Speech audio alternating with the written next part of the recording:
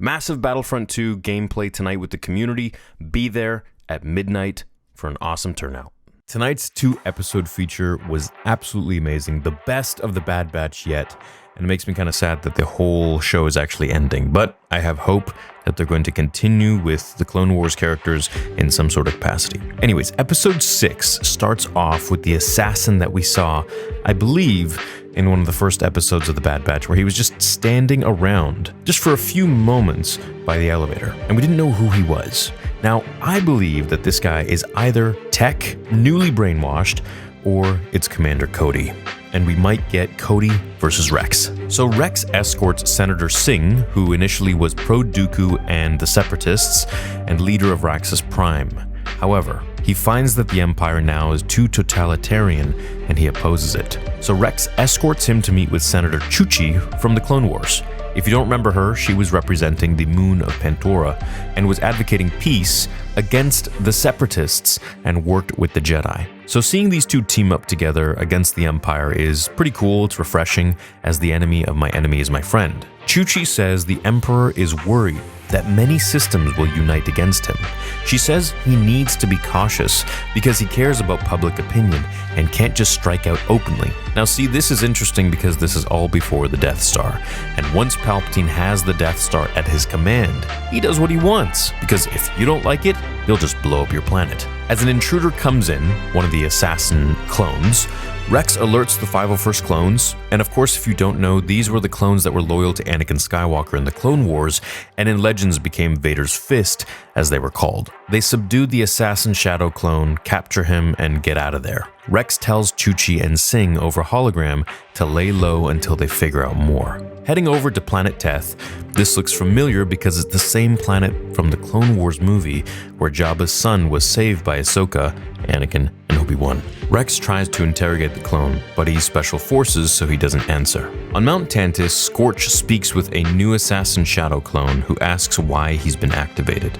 Personally, I think this is Tech Reborn or Cody and controlled by the Empire. Some in the chat even said that he might have some of Crosshair's abilities, which were taken from Crosshair and then injected into him, which is an interesting theory. Hauser tells Rex to push the interrogation harder. If they want Mount Tantiss, they need him to talk. But what they realize is that his puck had Omega in it. This means that he was sent there to take her. So they call the Bad Batch.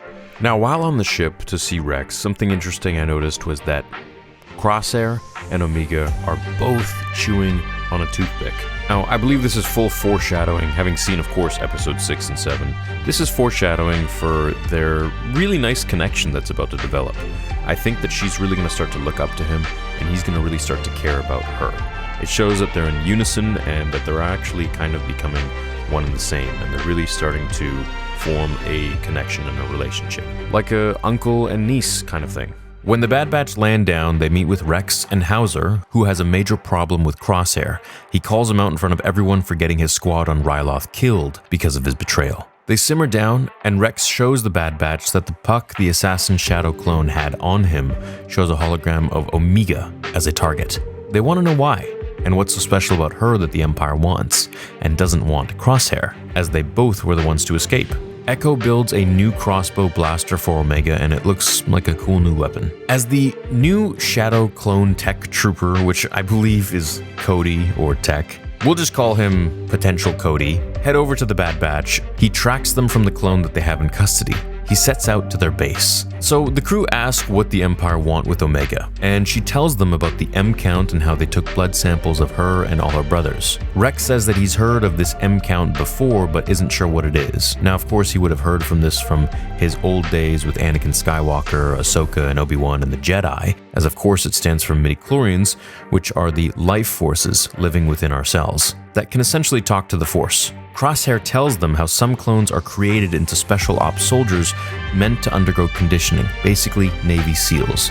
Now, who I think these Navy SEALs are, I believe that they're probably just clones that either went defective and the Empire re-brainwashed them, or cranked up their inhibitor chip to max abilities to kind of bring them back and activate them, sort of not as dead clones, but just more so as like very obedient, commandable robots. And that's why I think when Scorch speaks to the hologram of the assassin clone, the clone who I think is Cody says, "Why have I been activated?" They tell Crosshair that they have one here, one of the clones, and he freaks out, telling them that they are trackable beyond scanning. So the Empire is already on their way and knows their location now. Of course, this is happening in real time. As the assassin clone, who I think is Cody, or Tech, goes to shoot Omega, he pulls back and goes to convene with his commander, confirming that the girl is indeed in proximity.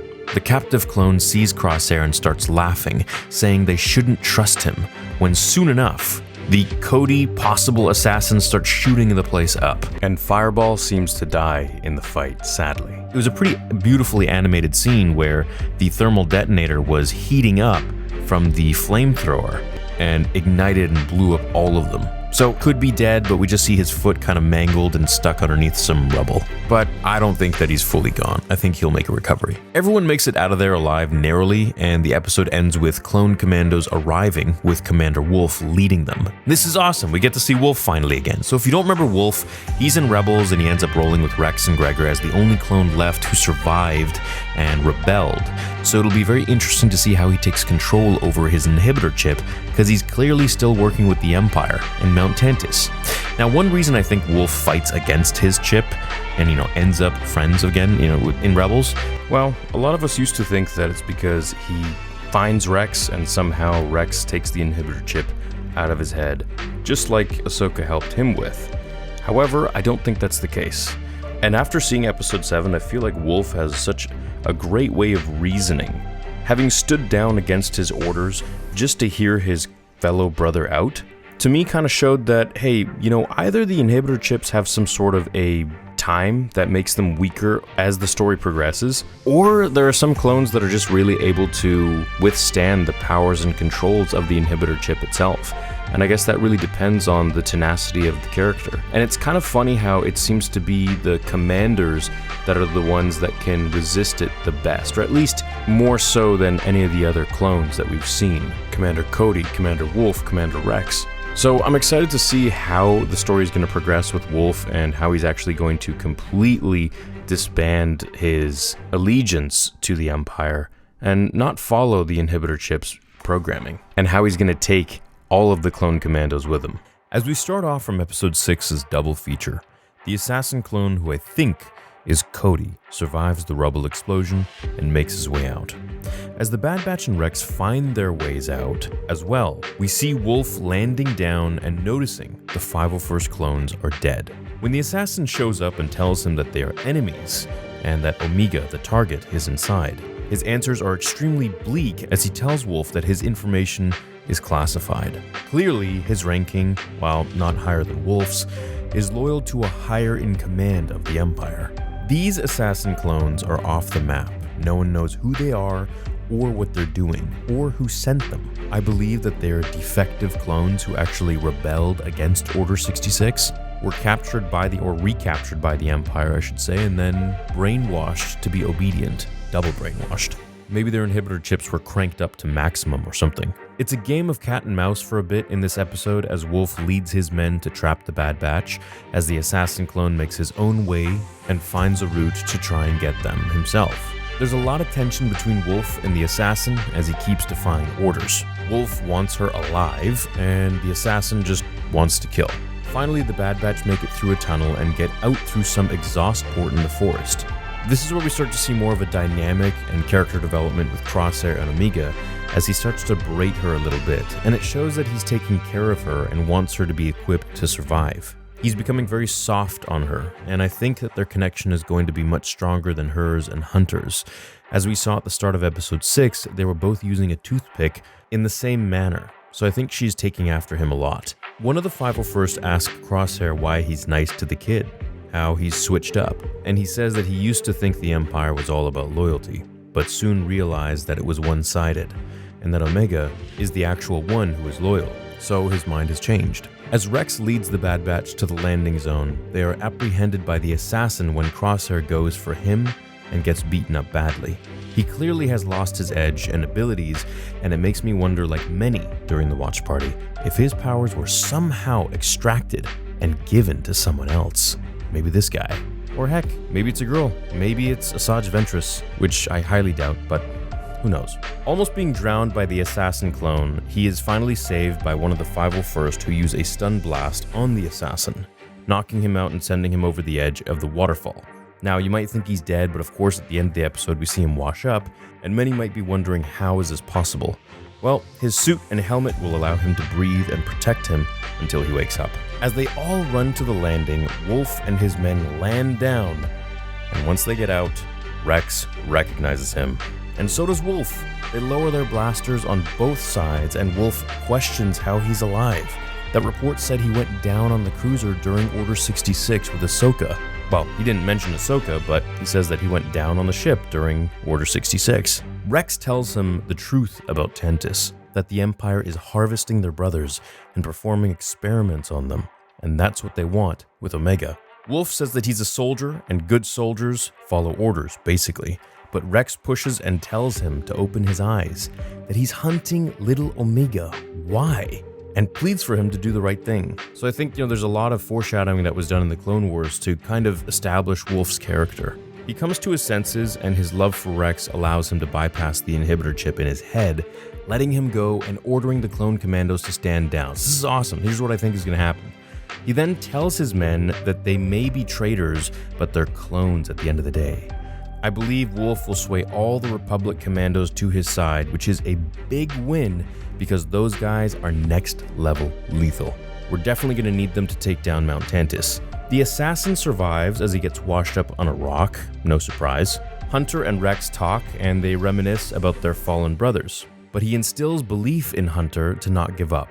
This is one reason why I love Rex, and people ask, who's your favorite clone? Rex is really one of them because he's always the most hopeful and optimistic of almost any Star Wars character, even when all odds are against him, even when the main characters themselves give up, like Ahsoka or Hunter. His resolve is always strong and he never doubts. He tells Hunter to find out why Omega is so important to the Empire and Mount Tantis, and once he starts asking those questions and getting those answers, then he'll finally start getting somewhere. So I think we're finally going to learn the truth of her connection or importance for Palpatine, and really what the Empire is doing at Mount Tantis with all of this M-count rich blood that they're testing all the clones for. Personally, I believe that it's of course for Project Necromancer, Project Resurrection of Palpatine, to create a young clone of Palpatine where he could eventually transfer his essence into. Now, Plagueis always thought that to be immortal was to actually stay within your body and be immortal, and that essence transfer was probably the most lame way of doing it. But I think for Palpatine's case, he doesn't really care.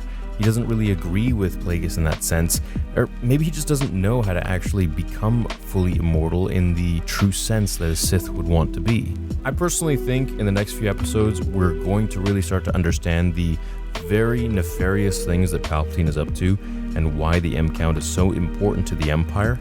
Maybe at the end of this whole thing, Omega decides to sacrifice herself because she realizes that she's too much of a threat to the galaxy. That if Palpatine were to indeed get all of her blood or her DNA, that it would be the end for everyone. And maybe she's the one that has to be sacrificed, which is something that we could not really see because she's sort of been the main character of the whole show. But it also could be the biggest twist, and it could be the biggest hitter. So I'm really not leaving anything off the table here. I think if we discuss everything, we kind of put everything down, we can see where the chips may fall in any and all directions. And I think Omega sacrificing herself perhaps could be one of the most unforeseen things for this show. Now, do I think they're going to do it? I mean, should they be so bold? But we know at least one character is probably going to have to go, because that's just sort of the theme of Star Wars. I loved this episode. I thought the camaraderie between Wolf and Rex really showed exactly how the clones are able to defy Order 66.